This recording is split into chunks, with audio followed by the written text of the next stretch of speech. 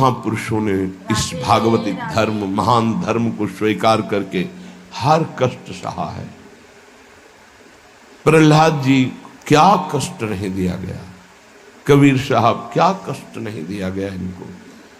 गुरुजनों की जब इनकी प्रणाली पढ़ो तो होश उड़ जाते हैं कि एक एक महापुरुष को इतना कष्ट और उनको कभी कष्ट महसूस नहीं हुआ, वो सदैव गरजते ही रहे। अब उनको जो दिखाई दिया वो दूसरों को नहीं दिखाई देगा। उनके मुख से यही निकला है, तेरा किया मीठा लागे। गजब, मतलब रोने के सिवा कोई भाव नहीं बन पाता, केवल रोना की। कितनी सामर्थ्य इन महापुरुषों में है कि ऐसी स्थिति में भी प्रभु से प्रश्न नहीं है और सामर्थ्य इतनी कि भस्म कर सकते हैं। इतना भजन का तेज है, पर उन्होंने कभी कुछ नहीं प्रतिकूलता की, चुपचाप सह गए, प्राण त्याग दिए अपने धर्म, अपनी निष्ठा पर। अपने लोगों को इन महापुरुषों से एक प्रेरणा मिलती है कि काम, क्रोध, लोभ, मोह, मद, मत्सर, भूख, प्यास, सर्दी, गर्मी, मान, अपमान, दुनिया के जितने द्वंद्व हैं ये सब एक साथ टूट पड़े तो भी हम अपनी निष्ठा नहीं छोड़ेंगे। उपासक देखो, अनुकूलता होती तो जय जय, प्रतिकूलता होती तो भाग पड़े। तुम कायर हो, भगवत मार्ग के शूरवीर थोड़ी हो। नाम जापक, धर्मनिष्ठ, उनकी जय जयकार की जाती है। आप अविनाशी भगवान के अंश हैं। ये शरीर छूटेगा, आज नहीं तो कल छूटेगा। अगर धर्म में छूटे तो इसकी जय जयकार है, और अगर भोगों में छूटे तो बहुत ही जीव सब छोड़ रहे हैं भोगों में। धर्म निष्ठा का तो जिनका हमने पद सुनाया था पलटू बाबा का, मची नाम की कीच, इनका ऐसा प्रभाव था कि जहां ये नाम उच्चारण करते तो रोए बिना कोई नहीं रह सकता था। ऐसी करुणा थी इनकी उच्चारण करने में, पर इनसे भी द्वेष करते थे लोग। इतना द्वेष किए कि एक दिन ये रात्रि में कुटिया में सो रहे थे, इनकी कुटिया में चारों तरफ से आग लगा दी। भौतिक शरीर तो वहीं दिखाई दिया, लेकिन भक्तों की मंडली सहित जगन्नाथपुरी में सुबह पाए गए। पार्थिव शरीर तो अयोध्या में ही रहा, पांच भौतिक जो कुटिया में जल गया, और वो दिव्य शरीर से जगन्नाथपुरी में भक्तों की मंडली के बीच में पाए गए। तो वहां उनसे पूछा कि आप अवध से कब आए, तो उन्होंने सुबह कहा कि आज ही रात्रि के आए। इतनी जल्दी कैसे आ गए? बोले अवधनाथ ने भेज दिया है। वहां पलटू नाम का एक जो शरीर था वो जल गया, तब पता चला कि दिव्य देह से भक्त मंडली में विराजमान है। ये निष्ठाएं ऐसे कोई थोड़ी कि जहां फूल माला, चंदन, इत्र, खुशबू, खान पान, जय जयकार, प्रणाम, नमस्कार तो आप धर्मनिष्ठ है, और जहां प्रतिकूलता तो आप बदल गए, इसे निष्ठा नहीं कहते। जिस सर पर मनोपुष्प और दुग्ध का अभिषेक हुआ, पूज्य पादुड़िया बाबा, उसी सर पर 6-6 इंच के गड़ा से चले, ओम पधार गए। इतनी सुकोमल देह ठाकुर हरिदास जी की, महामंत्र जोर जोर से लाखों की संख्या में जपने वाले महापुरुष 22 बाजारों में मार कोड़े जल्लादों ने खाल नोच ली, लेकिन हरि बोल के सिवा शब्द नहीं निकला। इसे कहते हैं निष्ठा। यहां जरा सी कामना पूर्ति नहीं हुई, भगवान पर श्रद्धा हो गई, ये कोई निष्ठावान है? ये निष्ठा कैसे जागृत होती? सिर्फ गुरु कृपा से। जहां गुरुजनों की महिमा पढ़ी तो गुरु कृपा से। गुरु कृपा का स्वरूप क्या है? जो नाम प्राप्त हुआ है, यही गुरु कृपा है। बड़े बड़े ब्रह्म ऋषियों ने, महापुरुषों ने एक ही बात कही है कि जिसकी विशेष कृपावती हरि की जागृत हुई हृदय में, उसकी नाम में श्रद्धा हो गई। बस ये बात पकड़नी है। ब्रह्म ऋषियों ने, महापुरुषों ने, बड़े बड़े गुरुजनों ने ये सार बात कही कि जिस पर हरि की विशेष कृपा वो नाम पकड़ लेता है। चाहे जो आप साधना करते हैं, यदि नाम जप नहीं करते हैं तो वो रंग नहीं आएगा जो नाम जप से आता है। नाम जप, नाम कीर्तन समस्त साधनाओं की पूर्ति है। जैसे योग है, यज्ञ है, तीर्थयाटन है, और भी स्वाध्याय, तपस्या, इनकी पूर्ति है नाम कीर्तन और नाम जप से। यदि नाम जप नहीं है जीवन में तो विश्वास कीजिए स्थिति आना बहुत कठिन है। प्रभु के मंगलमय नाम का श्रवण और कीर्तन, यन्नाम श्रुति मात्रेण पुमान भवति निर्मलः तस्य तीर्थ पदः किं वा दासानाम अवशिष्यते। जिनका नाम यदि श्रवण करने को मिल जाए, गायन को मिल जाए, तो हृदय निष्पाप और निर्मल होकर भगवत प्राप्ति हो जाती है। फिर जिनके हृदय में भगवान का दासत्व जागृत हो चुका है और वो नाम स्वाद ले रहे, उनकी महिमा का क्या वर्णन। यन्नाम ग्रहणन् अखिलान् श्रोत्रनात्मानमेव च सद्यः पुनाति किं भूयस् तस्य स्पृष्टः पदाहिते। आहा, जो प्रभु के नाम का उच्चारण करता है तो जितने श्रोता होते हैं सबके पापों का नाश करके उनके हृदय को पावन करता है। तो उस उपासक को कितना पुण्य प्राप्त होता है, कितनी कृपा प्राप्त होती है। जब जोर से राधा नाम उच्चारण कर रहे, नाम कीर्तन करे, जिन जिन के कान में जड़ चैतन्य के सबका मंगल कर रहा है, ऐसे उपासक के हृदय में प्रभु प्रकाशित हो जाते हैं। जब उनके चरण प्रकाशित हो गए तो फिर इस शरीर का कोई महत्व नहीं रहता। जैसे सांप केचुल से कोई मतलब नहीं रखता, ऐसे महापुरुषों ने शरीर से कोई मतलब नहीं रखा। इसीलिए उनके शरीर को इतनी पीड़ा दी गई, उनके शरीर को कष्ट पहुंचाया गया, पर आह नहीं निकली क्योंकि उस शरीर में नहीं है। उनका मन प्रभु के सच्चिदानंद सुख में है। कलिम सभा जयंत्यार्या गुणज्ञाः सारभागिनः यत्र संकीर्तने नैव सर्वः स्वार्थोऽभिलभ्यते। इस युग में महान साधना है नाम, नाम का जप, नाम का कीर्तन। तुम्हारे सारे स्वार्थों की पूर्ति और परमार्थ की पूर्ति इसी से हो जाएगी।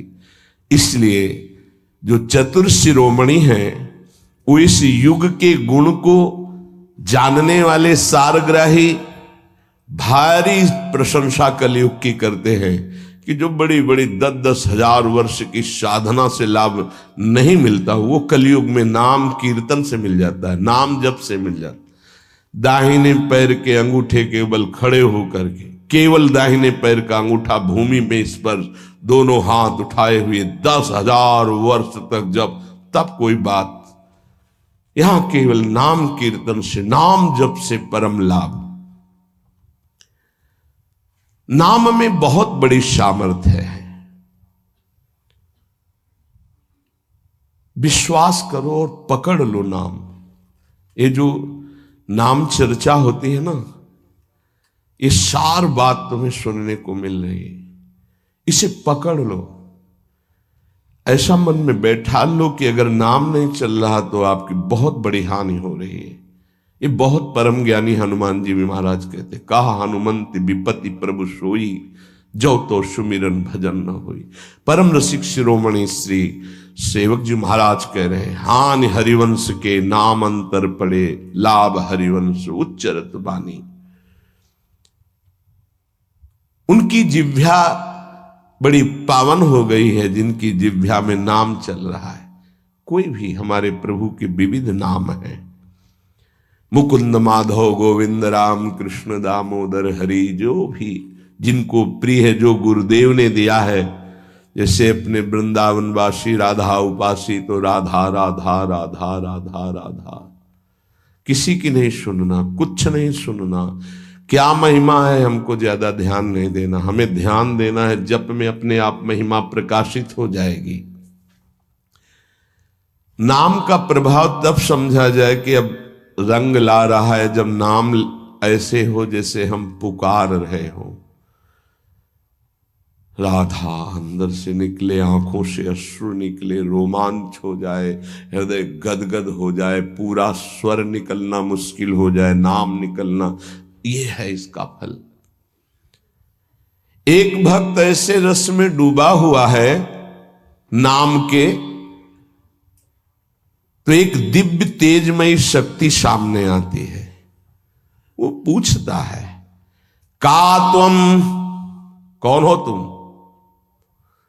मुक्ति रूपागतास्मि भवती कस्माद कस्मादिहि, श्री कृष्ण स्मरणेन देव भवतो दासी पदम प्रापिता, दूरे तिष्ठमनागनागसि कथम कुर्याम अनार्यम मयि, त्वदगंधान् निज नाम चंदन रसालेपस्य लोपो भवेत्।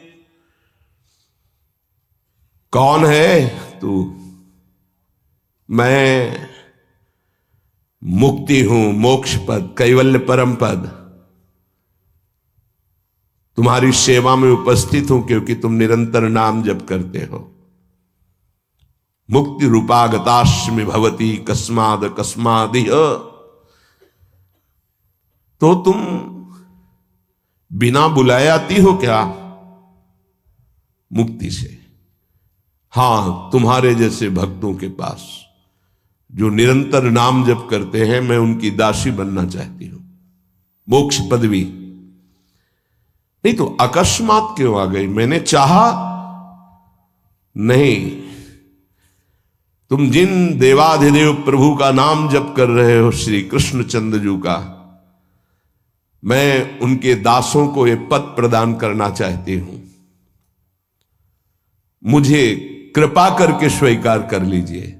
ध्यान दीजिए, मोक्ष पदवी क्या करे? मुझे कृपा करके स्वीकार कर लीजिए, बड़ा उपकार होगा कि आप जो मुझे स्वीकार कर लेंगे। तो बोले, दूरे तिष्ठ मनागना गशी कथम कुर्याम अनार्यम मई, हे दूर खड़ी रहे मोक्ष पदवी से, तू मेरी दृष्टि में नितांत अपराधी है। नहीं, मैं तो मुक्त करने वाली हूं, संसार से जीवन मुक्त अवस्था प्रदान करती हूं, मैं अपराधी कैसे हूं? तो सुन, जब मैं तुझे स्वीकार कर लूंगा तो मैं चरण सेवा नहीं कर पाऊंगा,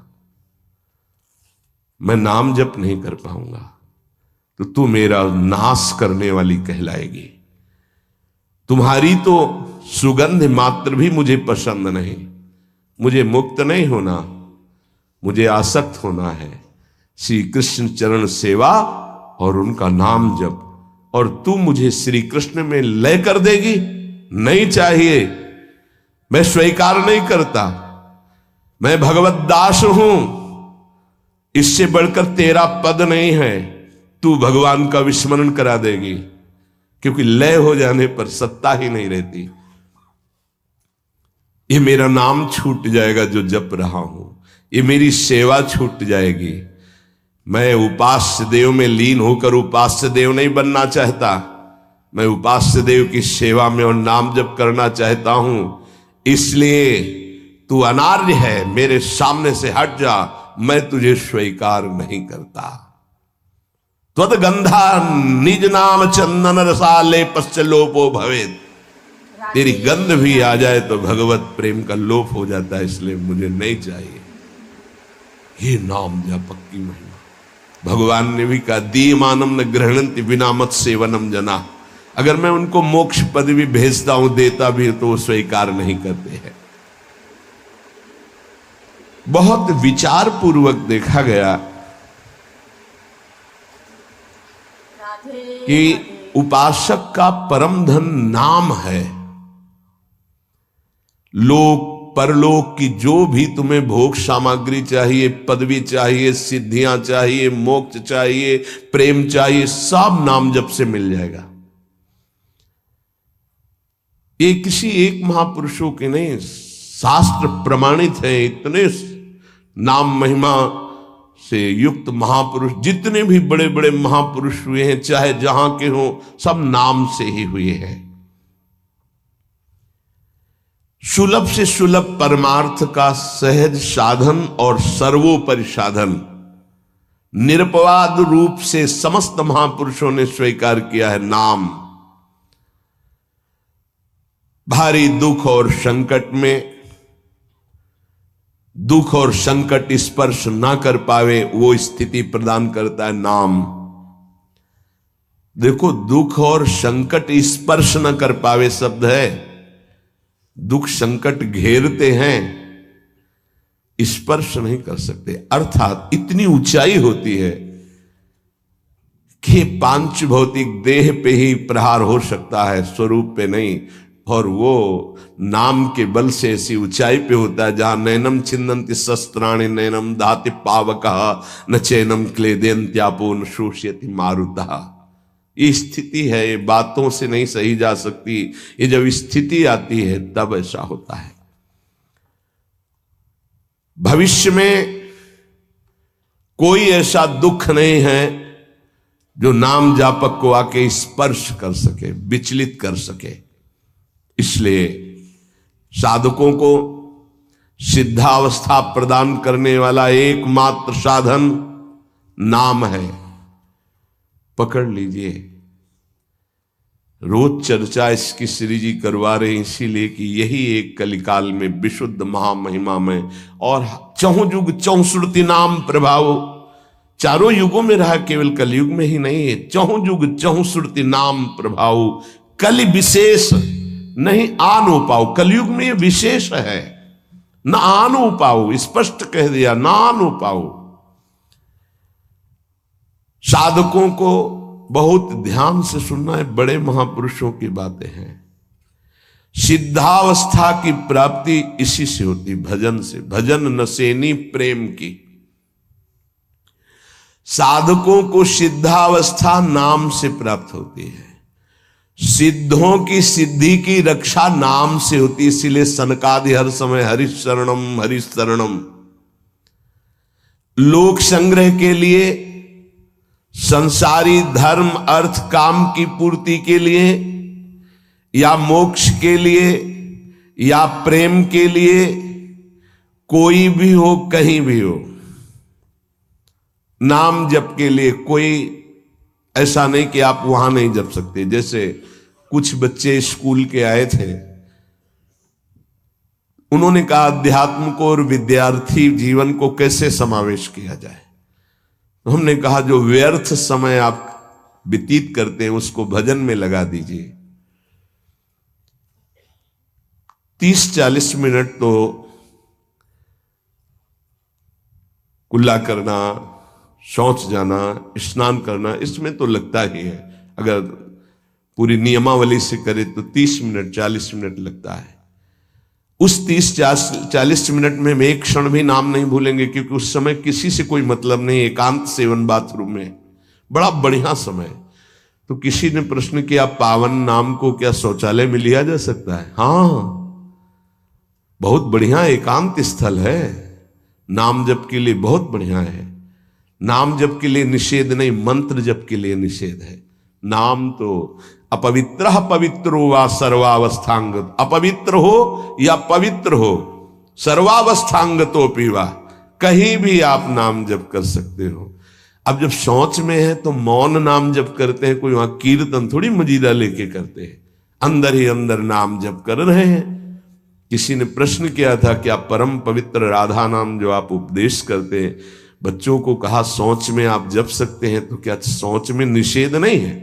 निषेध नहीं है, नहीं है, बिल्कुल नहीं, तुम नहीं जानते हो। निषेध है मंत्र, नाम निषेध नहीं है। अगर नाम निषेध हो जाएगा और सोच में दिल फेल हो जाए तो गई ना जीवन की बाजी। नहीं नहीं, रह नहीं सकते। और एक स्थिति आती है, आपको बतावे, जहां मंत्र भी अखंड चलता है। इसका हमें शास्त्रों में जो प्रमाण मिला तो सदैव यही मिला कि मंत्र को अपवित्र स्थिति में कभी उच्चारण नहीं करना चाहिए। पर एक हमको जब स्वाध्याय में ये पहली बार हमें मिला, तंत्र सार नामक ग्रंथ है, उसमें मिला कि यदि साधक की ऐसी परिपक्व अवस्था हो गई है कि मंत्र रुकता ही नहीं है मानसिक, तो इसमें पाया गया कि असुचिर्वा शुचिर्वापि गच्छंस्तिष्ठं स्वपन्नपि मंत्रैक शरणो विद्वान् मनसैवं सदाभ्यसेत् न दोषो मानसे जापे सर्वदेशेऽपि सर्वदा जपनिष्ठो द्विज श्रेष्ठो खिल यज्ञ फलम लभेत। बहुत वर्षों से अभ्यास हो गया मंत्र का, मंत्राकार वृत्ति है, अब वो सोच में बैठा है, वो जप नहीं रहा, उसकी वृत्ति ही मंत्राकार है। मनसैवं सदाभ्यसेत, उसने मन से सदाभ्यास किया है, अब मन मंत्रमय हो गया है, शरीर से सोच हो रही, वो मन मंत्राकार है।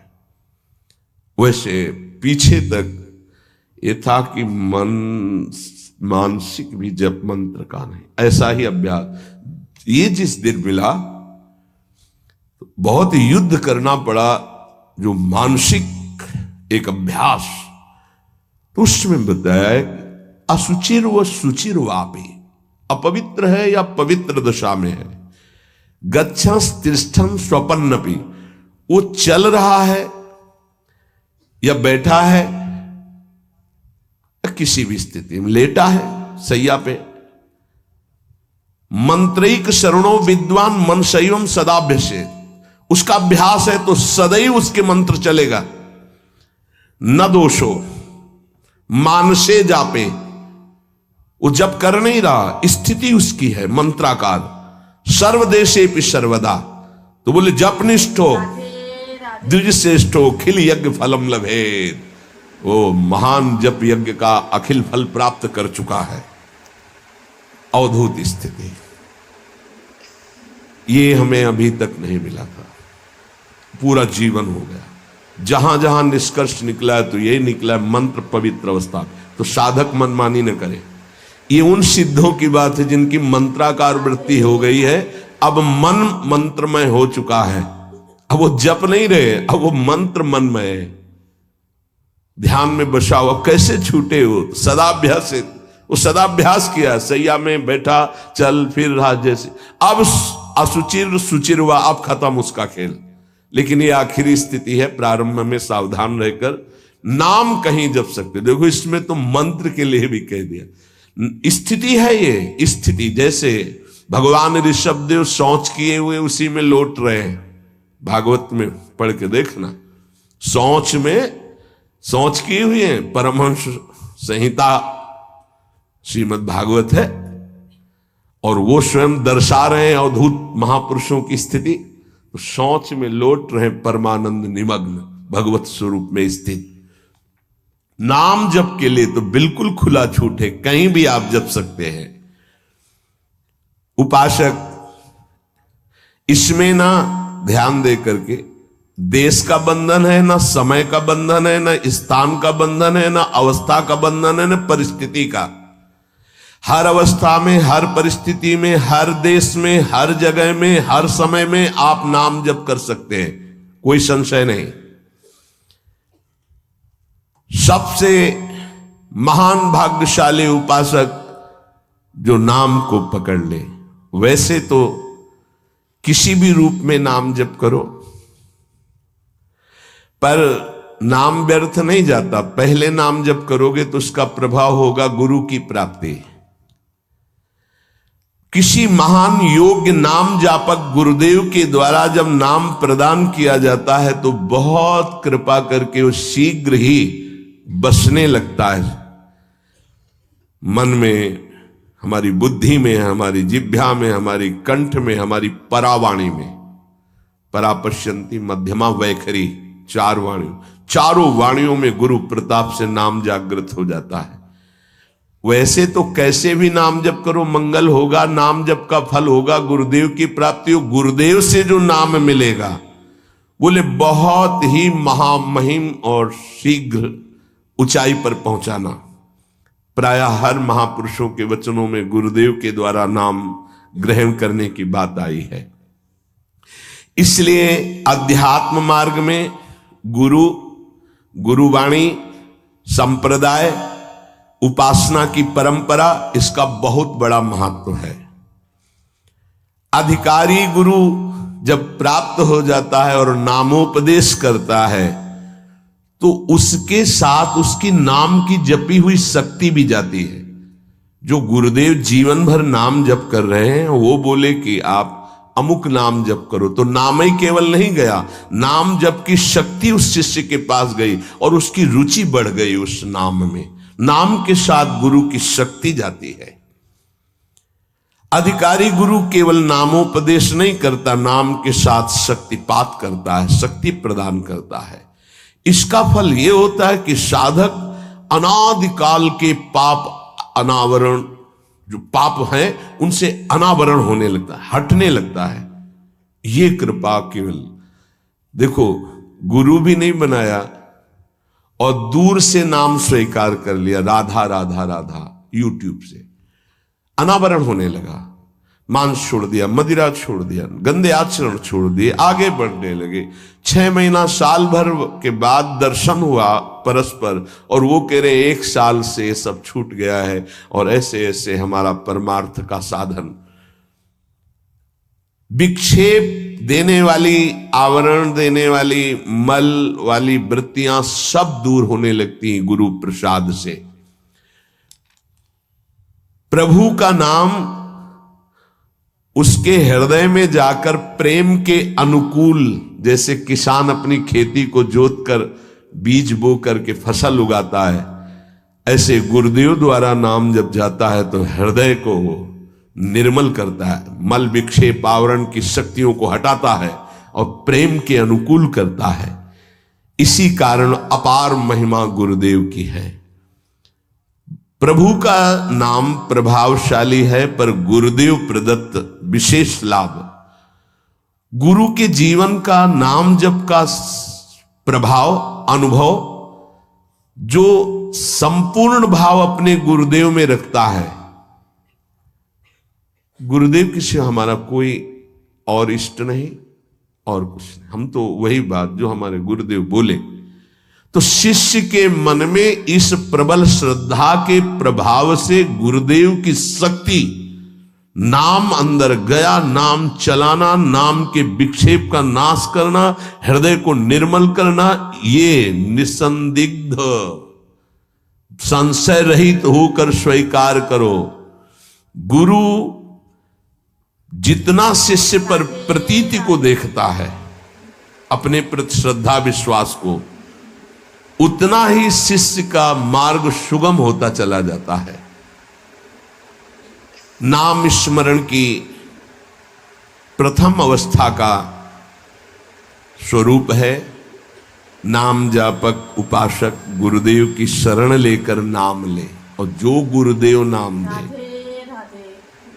राधे राधे। तो आपको ये वीडियो पसंद आया तो please like, share, comment, subscribe कीजिएगा। धन्यवाद। राधे राधे।